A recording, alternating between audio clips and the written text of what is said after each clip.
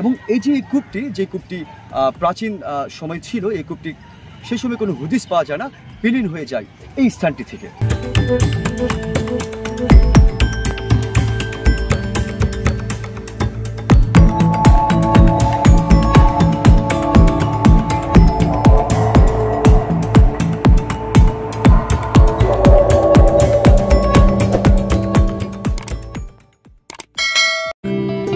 বাংলাদেশের উত্তরাঞ্চলের শস্য ভাণ্ডার খ্যাত জেলা নওগাঁ, যার আনাচে কানাচে ছড়িয়ে ছিটিয়ে রয়েছে ঐতিহাসিক নিদর্শন।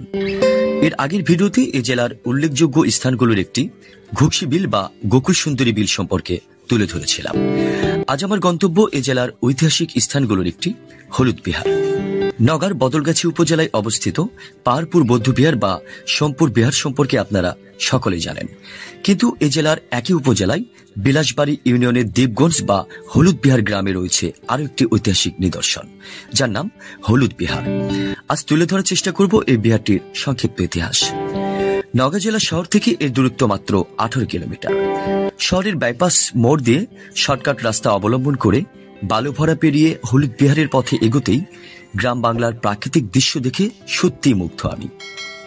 এই পথ ছাড়াও নওগাঁ জেলা শহর কিংবা জয়পুরহাট থেকে প্রথমে বদলগাছি উপজেলায় এসে সহজেই অটো ভ্যানে চেপে যেতে পারেন ঐতিহাসিক এ বিহারে।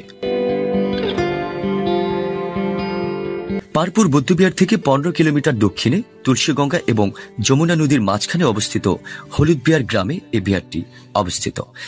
এটি প্রত্নতত্ত্ব বিভাগ স্বীকৃত একটি উল্লেখযোগ্য স্থান। এ ঢিবির পরিধি প্রায় 100 ফুট এবং সমতল ভূমি থেকে এর উচ্চতা প্রায় 25 ফুট। প্রত্নতত্ত্ব বিভাগের তথ্য অনুযায়ী এটিও একটি বৌদ্ধ বিহার। আমি এখন দাঁড়িয়ে আছি নওগাঁর ঐতিহাসিক আরো একটি স্থান হলুদ বিহারে। এটি নওগাঁ জেলার বদলগাছি উপজেলার বিলাসবাড়ি ইউনিয়নে হলুদ বিহার গ্রামে অবস্থিত। এই বিহারটির নামেই কিন্তু স্থানটির নাম হয়ে গেছে। দর্শক, আমি ঠিক এই মুহূর্তে দাঁড়িয়েছি এই ভবনটির একেবারে মাঝখানে। শত শত বছর আগে ঠিক এই স্থানটিতে, যে স্থানটি আপনারা দেখছেন হলুদ বিহারের একদম মাঝখানে আমি দাঁড়িয়ে আছি, অতীতে এখানে ছিল অনেক ঝোপঝাড় এবং এটি অনেক উঁচু একটি স্থান ছিল। এবং এই যে স্থানটি, এখানে অতীতে একটি বড়ই গাছ ছিল, যখন আরও উঁচু ছিল, এবং এই বড়ই গাছের পাশে একটি গভীর কূপ ছিল। এবং কালের বিবর্তনে এই যে এই গাছগাছালি যখন কেটে ফেলা হয় এবং বসতবাড়ি নির্মাণ করা হয়, এই যে কূপটি সেটি বিলীন হয়ে যায়। স্থানটি 1973 সালে সরকার প্রথমে সংরক্ষণে নেয় এবং 1984 সালে প্রথম খনন কাজ করা হয় এবং 1993 সালে দ্বিতীয়বারের মতো খনন করা হয়। খনন কার্যের ফলে এখান থেকে বৌদ্ধদের ব্যবহৃত বিভিন্ন মূর্তি এবং পোড়ামাটির ফলক কিন্তু সংরক্ষণ করা হয়। এবং এই যে কূপটি, যে কূপটি প্রাচীন সময় ছিল, এই কূপটি সেই সময় কোনো হদিস পাওয়া যায় না, বিলীন হয়ে যায় এই স্থানটি থেকে।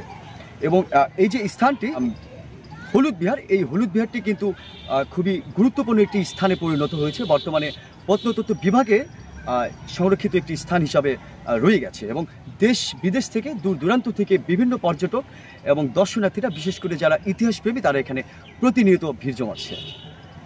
ইতিহাস থেকে জানা যায় স্থানটি একসময় ছিল গাছগাছড়া ও জঙ্গলে পূর্ণ উঁচু একটি দ্বীপ।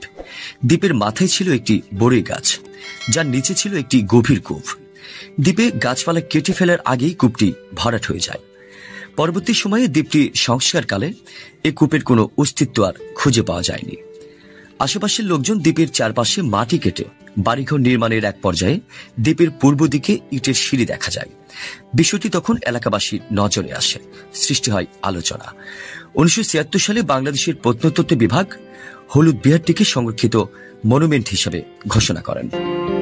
কিছু কিছু ঐতিহাসিকরা এটিকে নওগাঁর পাহাড়পুর বৌদ্ধবিহারের সমসাময়িক বলে মনে করেন।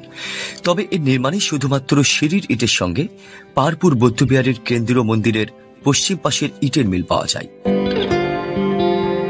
হলুদ বিহারের একটি পথ কোলা অতিক্রম করে সংযুক্ত করেছে পাহাড়পুর, আরও একটি পথ চলে গেছে জগদ্দল বিহারে। অবস্থা দৃষ্টে এই বিহার তিনটির মধ্যে গভীর যোগাযোগ ছিল বলে ধারণা করা হয়।